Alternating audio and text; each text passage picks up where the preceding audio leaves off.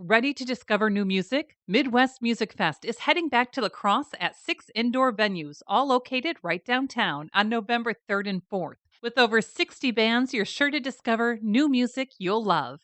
Tickets are on sale now at MidwestMusicFest.org. Prevention is the key to a healthy life. That's why Gunderson Health encourages you to learn about vaccines and how they can help you and your loved ones stay healthy. Vaccines protect against preventable diseases and viruses by boosting your body's defenses. Visit GundersonHealthFacts.com to learn more.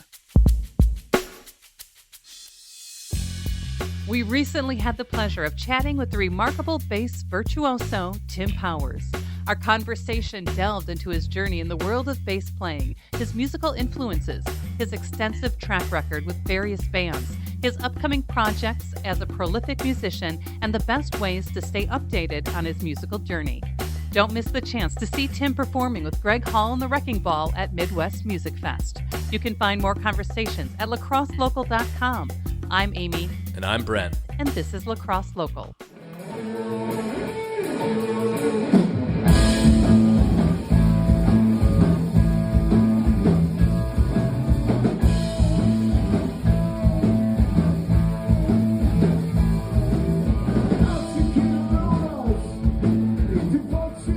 My name is Tim Powers.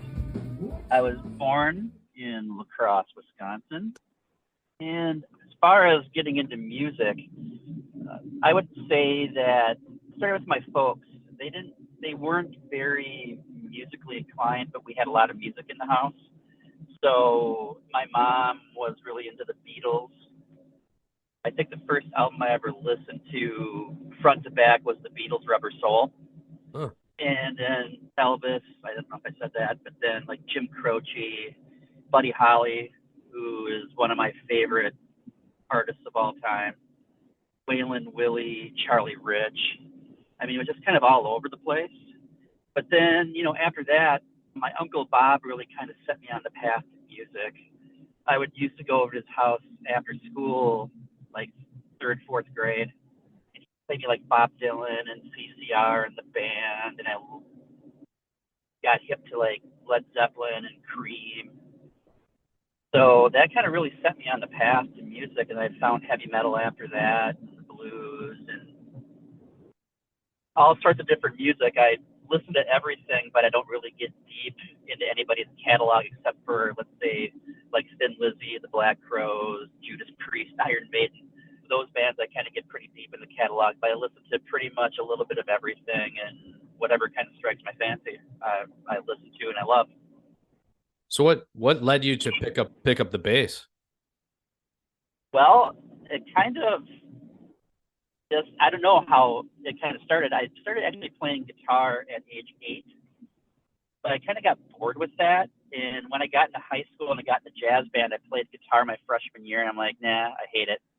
So then I thought, well, bass has got 4 strings, it's a guitar, so let's give that a whirl. And that was my sophomore year, and I took lessons from a lady named Karen Quinn, who is just an amazing jazz bass player, both on upright and electric. And I took lessons from her for a while, and when I started, she's like, well, you're going to ditch the pick and you're going to play with your fingers. And I'm like, no. But I learned to love it, and I took lessons from her for a while. And then after that, it was just kind of self-taught, learning from records, learning by ear. There was a period probably about the age of 19 to 28 where I didn't play bass. I was in college and I was working. I really didn't pick up the bass again until I moved back to La Crosse in 97.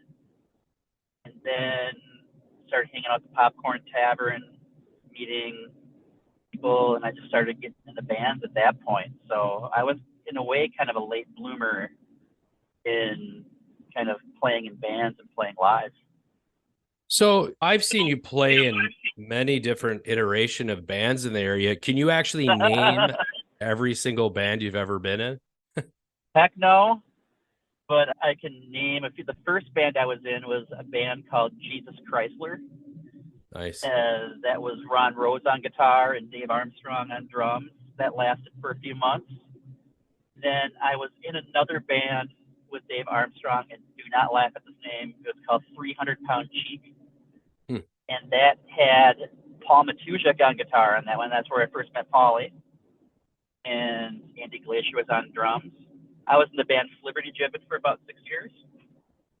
Let's see, what else? What other band?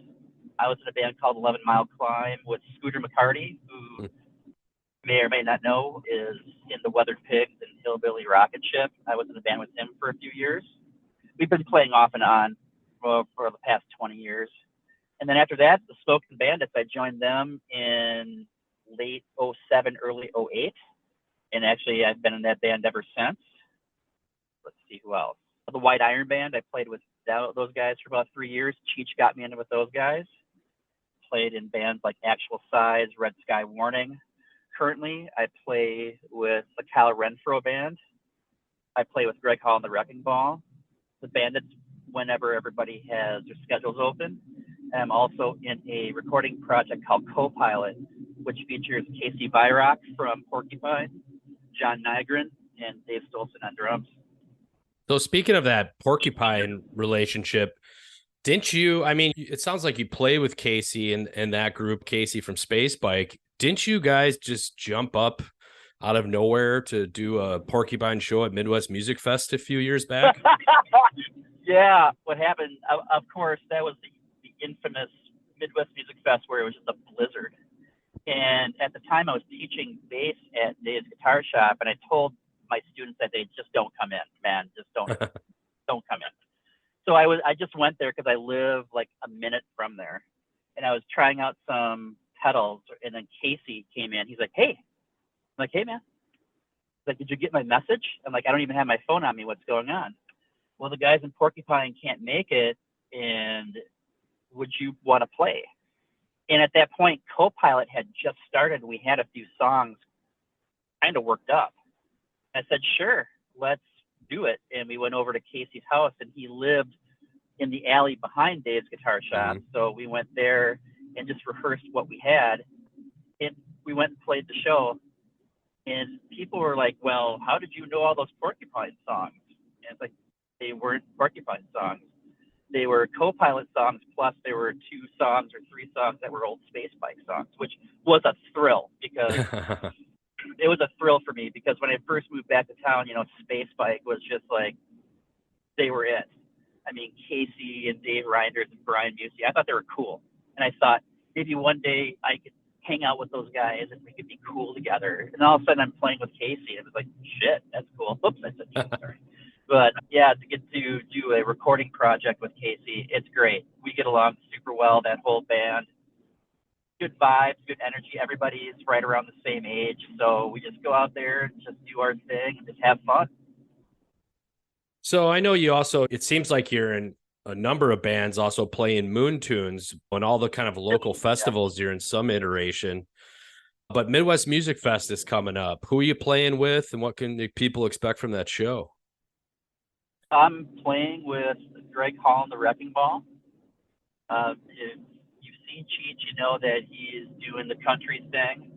Our show is kind of, even though that we do a lot of country, there's a lot of other kind of more rock originals that Cheech has thrown in there and other assorted covers. We're actually, that weekend that we're doing Midwest Music Fest, we're actually going up to Pachyderm Studios up in Cannon Falls, and we're going to record a few songs for a new Greg Hall and the Wrecking Ball record. So that should be super fun. I don't know how many songs we're going to record yet, but it's great to go to Pachyderm, go hang out at a place where Nirvana and the Jayhawks and Live and other bands are recorded. So it should be super fun. So what else is coming down the line for you? Is there anything happen in the next year or two that you're pretty excited about? I know with Kyle Renfro Band, we recorded 4 songs. Hopefully that will come out. We'll see it by the end of the year if that happens. Co-Pilot, we did kind of a 5-song EP. That's been kind of on the back burner right now because Casey's got this Porcupine record that's about ready to drop, and I'm really excited to hear that record, seeing what they're doing. And otherwise, I just kind of keep it open and play with whoever I play with and just have a ball with it. So I know you're just in all these different projects. Can people follow you on social media or how do people hook up with you? Well, it's funny because I'm a very animated guy on stage. I can't help that. I grew up in an era where I was into Kiss and Jimi Hendrix and heavy metal like Iron Maiden and Judas Priest, and it's all about the show for me. And I try to be as good a bass player as I can. And playing with Cheech, he got me into the Smokin' Bandits, and he got me into the White Iron Band. And playing with those guys, then I had some other opportunities to play with some other guys. And people know me around town. They see me play, and sometimes I'll see that there's a band opening. It's like, hey, can I play with you guys and see what happens? Sure. So it's not like I'm actively, going out and trying to get in many bands. It just seems like one thing or another happens. That happened with Kyle. He had Dave Armstrong play with him for a little bit and another gentleman play. And I think I talked to him at Moon Tunes, and we just did like a couple gigs, and there was some really good chemistry. So with that band, I've been with that band maybe a couple years.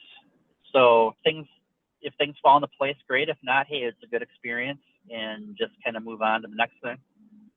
I tell you, I'm super excited for Midwest Music Fest La Crosse happening in November.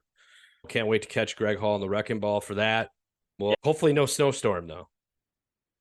Well, it's November, so you never know. I mean, right around that time, I remember in college when I was going to Eau Claire, it was 91. There was a Halloween blizzard, so let's not jinx it, please. Let's have some good weather. La Crosse Local Podcast is a production of River Travel Media. Do you have an interview idea you'd like to share with us? Message us on Facebook at La Crosse Local. Find out more about us at lacrosselocal.com, and you can subscribe to the La Crosse Local Podcast on your favorite podcast app. If you like us, rate us 5 stars. We appreciate it.